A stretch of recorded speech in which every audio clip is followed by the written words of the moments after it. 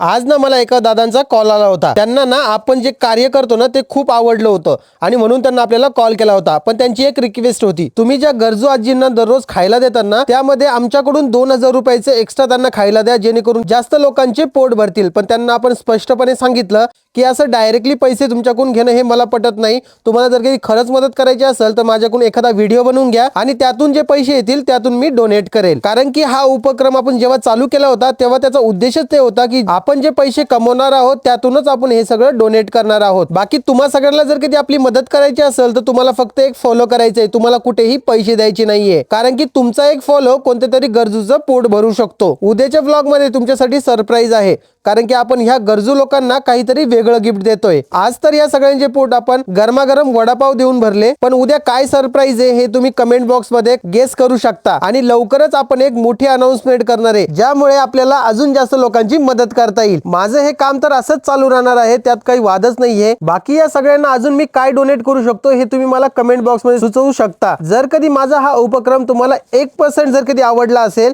तर प्लीज एक लाईक करा आणि खाली रीशेअर करा, जेणेकरून मला अजून जास्त कॉन्फिडन्स मिळेल हे काम करण्यासाठी।